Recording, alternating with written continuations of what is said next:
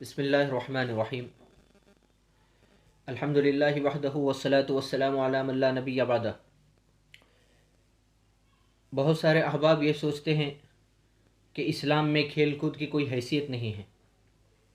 Sports जिसे कहते हैं, स्पोर्ट्स की इस्लाम में कोई हैसियत नहीं है और इस्लाम सिर्फ इबादत का दीन है वग़ैरह वग़ैरह समझा जाता है। इस्लाम के ताल्लुक़ से बहुत सारी गलत फहमियाँ लोगों में पाई जाती हैं। हालांकि इस्लाम एक ऐसा मज़हब है जिसमें इंसान की जिस्म की बनावट और उसकी क़ुव्वत और तवानाई का भी ख़ास अहतमाम होता है, और इसी तरह इंसान की दुनिया के साथ साथ आखिरत की भी तैयारी की फ़िक्र दी जाती है। ऐसा नहीं कि सिर्फ आखिरत की फ़िक्र करना है, दुनिया को छोड़ देना है, ऐसा नहीं है। अल्लाह के नबी पाक सल्लल्लाहु अलैहि वसल्लम की रिवायात के ज़रिए से और कुरान पाक की आयत के ज़रिए से मालूम होता है कि खेल कूद की भी शरई एतबार से बहुत बड़ा इस्लाम में दखल है। शरान भी इस्लाम में खेल कूद को बड़ा दखल दिया जाता है। स्पोर्ट्स भी इस्लाम में बहुत अहमियत के हामिल। वसल्लम के ज़माने में भी बहुत सारे स्पोर्ट्स होते थे।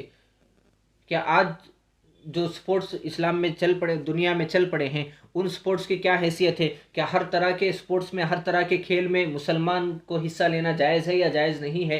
या इस सिलसिले में कुछ उसूल है? क्या अल्लाह के नबी पाक सल्लल्लाहु अलैहि वसल्लम से भी किसी स्पोर्ट्स में हिस्सा लेना साबित है या नहीं है? आज की रिवायत में उस बात को समझा देना मुनासिब मालूम होता है।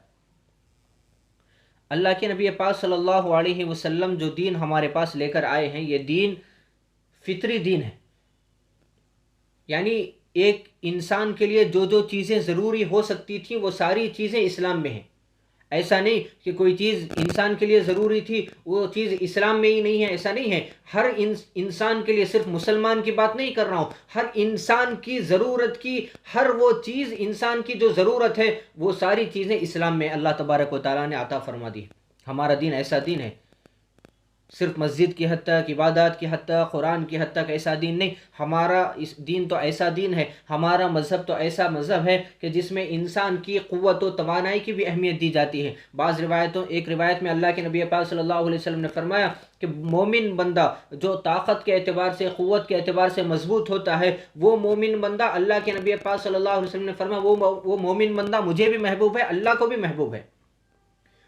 जो कमज़ोर बंदा होता है, जो कमज़ोर मोमिन होता है, कमज़ोर ईमान वाला होता है, अल्लाह के नबी ने उसके मुकाबले में मजबूत और ताकतवर ईमान वाले की तारीफ़ फरमाई। तो मालूम हुआ कि ईमान में भी, इस्लाम में भी ताकत और जिस्मानी वर्जिश की बहुत बड़ी अहमियत है। अलबत्ता ये फ़र्क समझना चाहिए कि खेल और स्पोर्ट्स में भी बाज़ चीज़ें जायज़ होती हैं और बाज़ चीज़ें नाजायज़ होती हैं।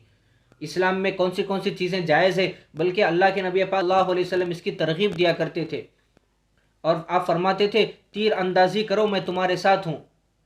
अल्लाह के नबी पाक सल्लल्लाहु अलैहि वसल्लम ये तीर अंदाज़ी को पसंद किया करते थे।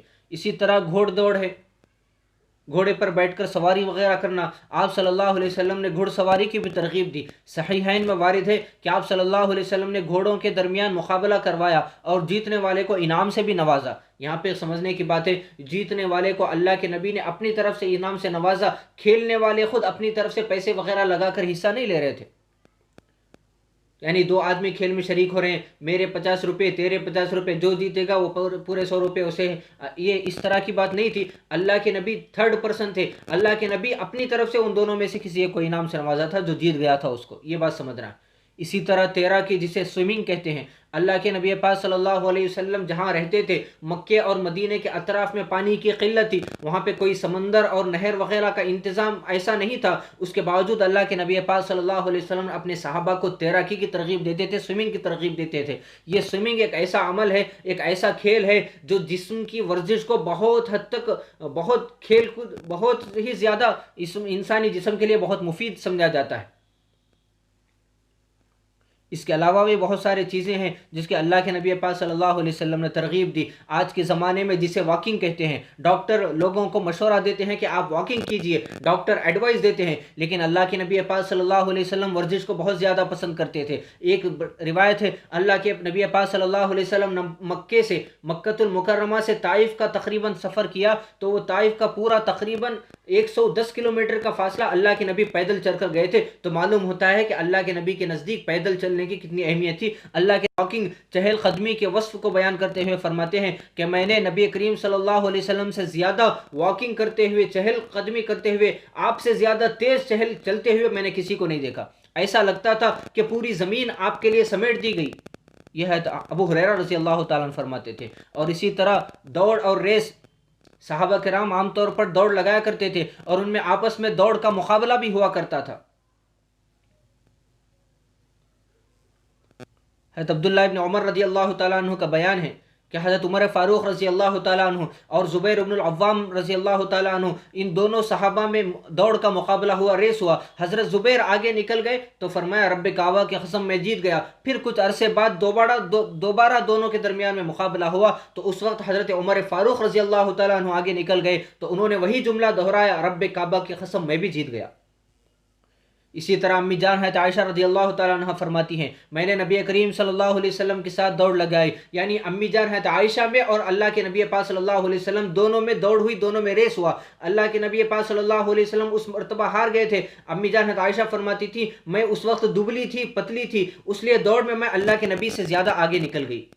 लेकिन उस मौके पर नबी करीम सल्लल्लाहु अलैहि वसल्लम खामोश हो गए, कुछ नहीं फरमाया। इसी किस्म का वाक़या फिर पेश आया, मैं जब फरबा हो गई, मैं जब मोटी हो गई, मेरा जिस्म भारी हो गया, भरकम हो गया, उस वाक़े को मैं भूल गई थी। एक मरतबा सफ़र में नबी करीम सल्लल्लाहु अलैहि वसल्लम के साथ थी।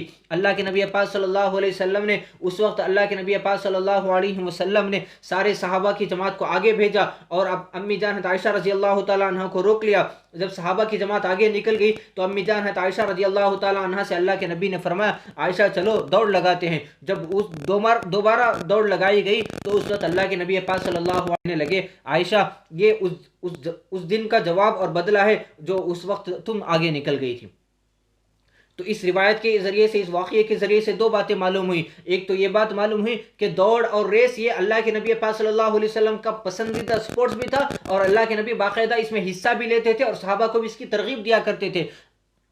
और दूसरी चीज़ ये भी मालूम हुई कि अल्लाह के नबी पाक सल्लल्लाहु अलैहि वसल्लम दौड़ लगाना चाहते तो पूरी जमात के सामने ही आयशा रज़ी अल्लाह ताला अन्हा के साथ दौड़ लगाते थे, लेकिन अल्लाह के नबी ने पर्दे का लिहाज करते हुए सारी सहाबा की जमात को आगे भेज दिया। उसके बाद अपनी अहलिया मोहतरमा के साथ दौड़ लगाए। तो मालूम हुआ कि खेल कूद में भी पर्दे का लिहाज बहुत ज़्यादा ज़रूरी। खेल कूद स्पोर्ट्स में भी, स्पोर्ट्स में हिस्सा लेना ज़रूरी है, लेकिन स्पोर्ट्स में हिस्सा लेते हुए अपनी शरीयत से गाफिल नहीं होना। स्पोर्ट्स में हिस्सा लेते हुए दीन के अहकाम को पीछे नहीं छोड़ना। शरीयत सबसे पहला दर्जा शरीयत का है, उसके बाद स्पोर्ट्स भी है, सब कुछ चीज़ें हैं। इसी तरह कुश्ती और कबड्डी, इसमें भी अल्लाह के नबी पाक सल्लल्लाहु अलैहि वसल्लम की रिवायतों के ज़रिए से इससे भी मालूम होता है। इस खेल में भी वर्जिश का भरपूर सामान है। अगर सतर की रियायत और इन्हिमाक के बगैर खेला जाए तो इन्हिमाक के बगैर खेला जाए तो जायज़, बल्कि नेक मकसद के लिए मुस्तहसन करार दिया जाएगा। अरब के एक मशहूर पहलवान रुकाना ने रसूलुल्लाह सल्लल्लाहु अलैहि वसल्लम से कुश्ती का मुकाबला किया तो आप सल्लल्लाहु अलैहि वसल्लम ने उसको कुश्ती में पछाड़ दिया था। तो मालूम होता है कि आप सल्लल्लाहु अलैहि वसल्लम कुश्ती में भी बड़े माहिर थे। ये मज़कूरा तमाम खेल जो मैंने जिक्र किया अहादीस और आसार से साबित है, इसलिए इनके जवाज़ बल्कि इस्तेबाब में कोई कलाम नहीं हो सकता। और कबड्डी का हुक्म भी कुश्ती ही की तरह है।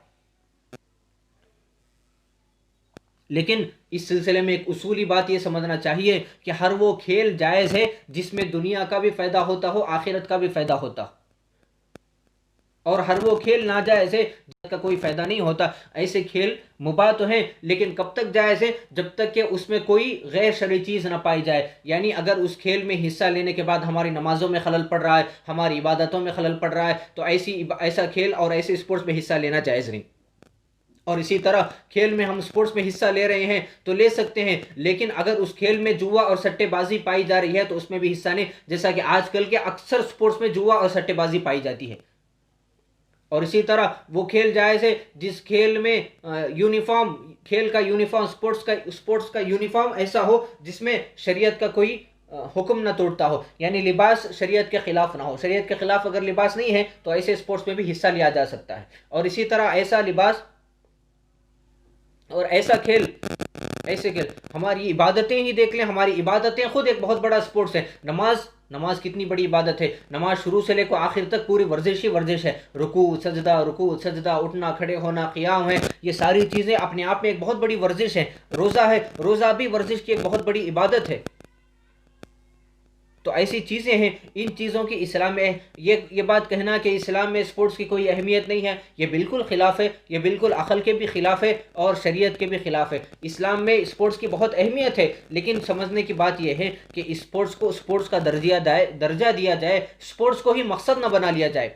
सारी इबादतों को, दीन को, दुनिया को, सबको छोड़कर सिर्फ स्पोर्ट्स में ही लग जाए, ये बात शरीयत इस बात को पसंद नहीं करती। इस बात को समझना मकसूद है। इस क्लिप को आपके सामने पेश करना क्यों मकसद था? पेश करने का मकसद ये है कि अभी हमारे गैर मुस्लिम भाइयों की एक त्यौहार आने वाला है जिसको मकर संक्रांति भी कहते हैं या पोंगल भी कहते हैं। इसमें पतंगबाजी का एहतमाम होता है। इसके अलावा दूसरे भी बहुत सारे त्यौहार आते रहते हैं, उसमें भी बहुत सारे खेल वगैरह में हिस्सा लिया जाता है। याद रखने, गौर करने की बात यह है, समझने की बात इतनी है कि हर वो स्पोर्ट्स जिसमें शरीयत की कोई खिलाफ वर्जी ना होती हो, और हर वो स्पोर्ट्स जो अल्लाह तबारक व तआला ने इंसान को जो मकसद देकर दुनिया में भेजा है, उस मकसद में अगर वो स्पोर्ट्स रुकावट बनता है तो वो मकसद की वजह से, उस रुकावट की वजह से वो स्पोर्ट्स नाजायज़ होगा। इस उसूल को समझते हुए आज के स्पोर्ट्स को सामने रखकर मसले को हल किया जा सकता है। अल्लाह तबारक व तआला से दुआ करें, अल्लाह तबारक व तआला हम तमाम को दीन की सही समझ नसीब फरमाए, और अल्लाह तबारक व तआला हर तरह के फजूलियात और लग़वियात से उम्मत की हिफाजत फरमाए। आमीन व आखिर दावाना अनिल हम्दुलिल्लाहि रब्बिल आलमीन।